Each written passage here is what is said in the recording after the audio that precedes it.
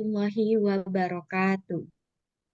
Waalaikumsalam warahmatullahi Waalaikumsalam wabarakatuh. warahmatullahi wabarakatuh.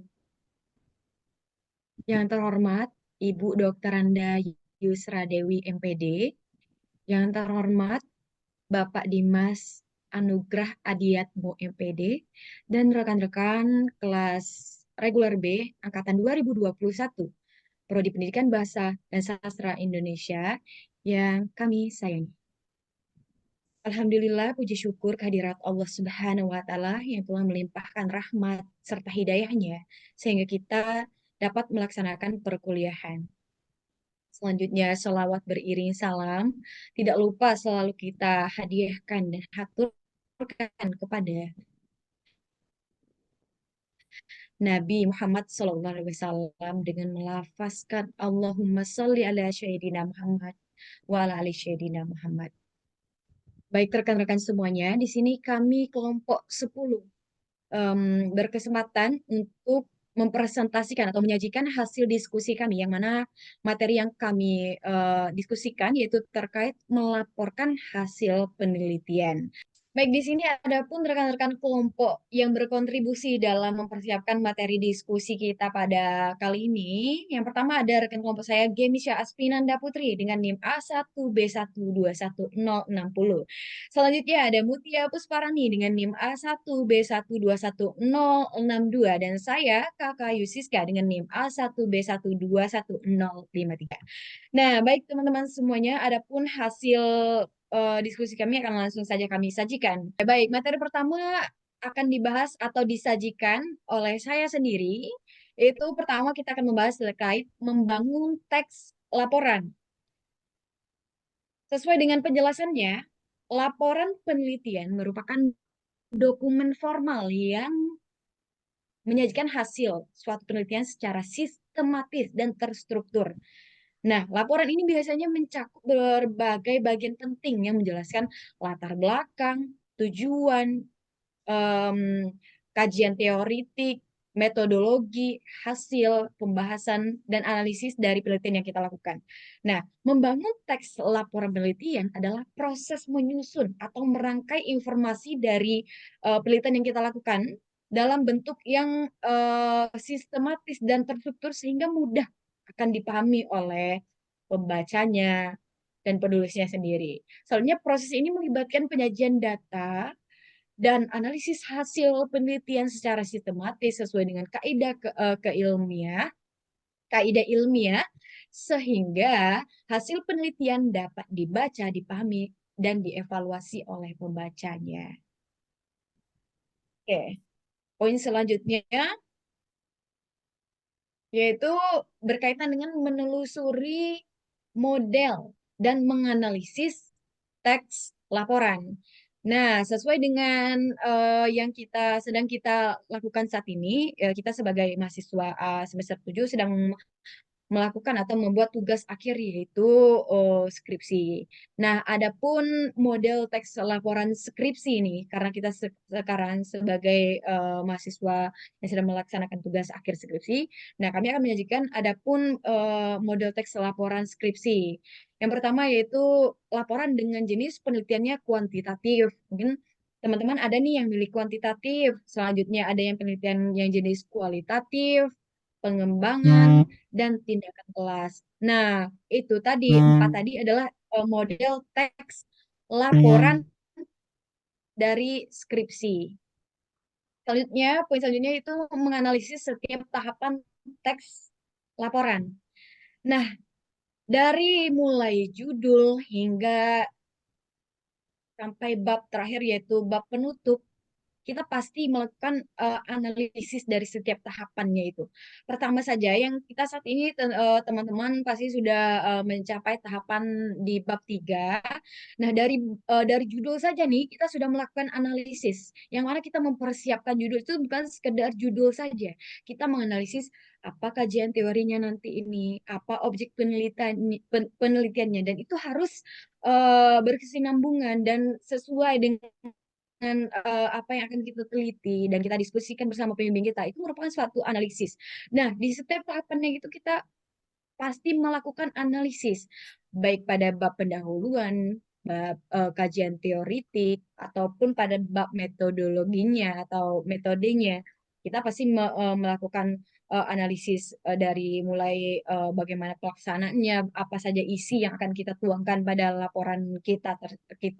Nah, sampai selanjutnya ini pada tahapan akhir pasti kita akan melakukan suatu analisis di setiap membangun teks yang akan kita tuangkan dalam teks laporan tersebut. Karena tanpa dianalisis kita tidak tahu apa sebenarnya yang kita tuangkan di dalam laporan kita atau skripsi kita. Oke, itu materi yang saya sajikan. Selanjutnya, penyajian materinya akan dilanjutkan oleh rekan saya, yaitu Gemisha. Kepada Gemisha, dipersilakan. Baik, terima kasih Kak Kayu Siska.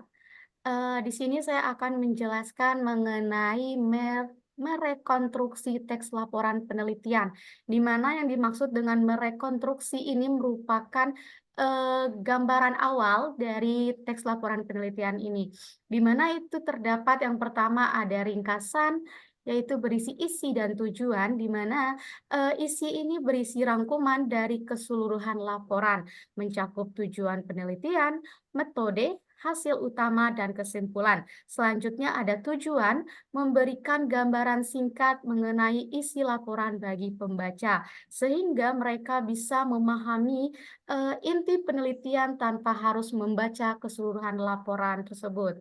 Nah, selanjutnya yang kedua ada pendahuluan, itu terdiri dari latar belakang, rumusan masalah, tujuan penelitian, dan manfaat penelitian. Nah, di mana di sini latar belakang itu berisi tentang penjelasan alasan mengapa penelitian ini penting, termasuk dari konteks dan relevansi penelitiannya. Lalu yang kedua ada rumusan masalah, di mana rumusan masalah ini berisi tentang mengidentifikasi masalah atau pertanyaan yang ingin dijawab dalam penelitian ini. Selanjutnya ada tujuan penelitian, yaitu menguraikan secara jelas tujuan yang ingin dicapai dalam penelitian ini. Selanjutnya ada manfaat dari penelitian, di mana di sini menjelaskan siapa yang dapat mengambil manfaat dari hasil penelitian dan bagaimana kontribusi penelitian bagi bidang yang terkait. Nah, selanjutnya yang ketiga ada deskripsi kegiatan. Nah, deskripsi kegiatan ini memberikan gambaran singkat mengenai kegiatan yang dilakukan dalam penelitian seperti metode pengumpulan datanya, prosedur eksperimennya, dan observasi yang dilakukan. Nah, untuk menunjukkan langkah-langkah deskripsi kegiatan ini juga untuk menunjukkan langkah-langkah teknis dan praktis yang digunakan dalam penelitian sehingga pembaca memahami alur kegiatan penelitian. Poin keempat ada berisi pelaksanaan kegiatan, yaitu mengenai metodologi dan proses pelaksanaan dan hasil. Nah, metodologi merupakan metode yang digunakan dalam penelitian, termasuk teknik pengumpulan data seperti survei, wawancara, dan eksperimen, dan teknik analisis yang digunakan. Nah, selanjutnya ada proses pelaksanaan, di mana ini memerinci bagaimana kegiatan dilakukan secara berurutan dan apa saja tahap-tahapannya. Selanjutnya ada hasil. Nah, hasil ini memaparkan yang diperoleh dari pelaksanaan kegiatan penelitian ini, termasuk data dan analisis singkat mengenai hasil tersebut. Nah, yang kelima ada penutup, yaitu berisi dari kesimpulan dan saran. Nah, kesimpulan ini merangkum temuan utama dari penelitian sesuai dengan tujuan penelitian yang ditetapkan dari awal. Nah, selanjutnya ada saran. Saran yaitu memberikan rekomendasi bagi penelitian lanjutan atau aplikasi praktis dari temuan penelitiannya.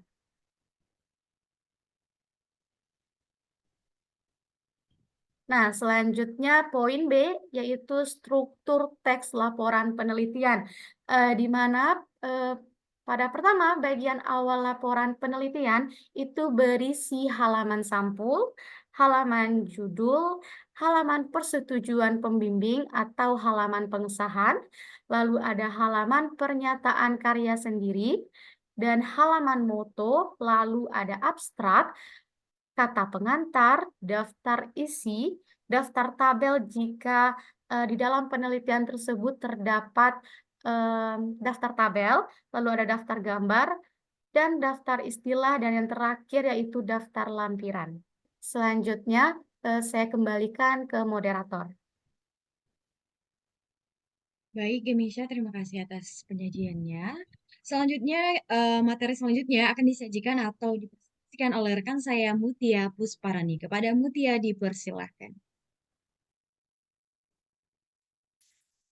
Baik, ini adalah contoh penelitian. Dalam hal ini kami menggunakan penelitian orang lain sebagai contoh karena penelitian yang kami lakukan itu baru sampai tahap proposal penelitian dan belum termasuk ke dalam hasil penelitian atau penelitiannya. Jadi dalam contoh ini yang kami gunakan sudah masuk ke dalam tahap akhir, khususnya hasil penelitian. Dalam hal ini, contoh skripsi itu berjudul konsistensi rencana pelaksanaan pembelajaran dengan pelaksanaan pembelajaran bahasa Indonesia guru SMP Negeri 17 Kota Jambi. Nah, seperti yang telah dijelaskan sebelumnya bahwa bagian-bagian skripsi itu ada mencakup judul, kemudian ada daftar isi, dan daftar tabel, daftar gambar, lampiran, dan juga ada abstrak. Kemudian kita masuk ke pada bab awal, yaitu bab pendahuluan, itu ada latar belakang, kemudian rumusan masalah, tujuan penelitian, dan manfaat praktis yang meliputi manfaat teoritis, manfaat praktis, dan kemudian pada bab 2 yaitu kajian teoritik yang membahas teori-teori yang diambil dalam penelitian ini. Kita masuk ke pada bab 3 yaitu metode penelitian. Ada tempat dan waktu penelitian, pendekatan dan jenis penelitian, kemudian ada data dan sumber data, data primer dan data sekunder, kemudian teknik pengumpulan data. Sepertinya teman-teman sudah mengetahui isi-isi dari skripsi-skripsi ini atau penelitian ini. Jadi langsung saja masuk ke pada bab intinya yaitu hasil penelitian. Dalam hal ini pada hasil penelitian itu mencakup deskripsi lokasi penelitian. Dalam penelitian ini berlokasi di SMP Negeri 17 Kota Jambi, dan deskripsi temuan penelitian ini ada pembuatan rencana pelaksanaan pembelajaran, kemudian ada pelaksanaan RPP dalam pembelajaran, dan juga sini ada tabel transkrip hasil observasi pelaksanaan pembelajaran bahasa Indonesia kelas 9E.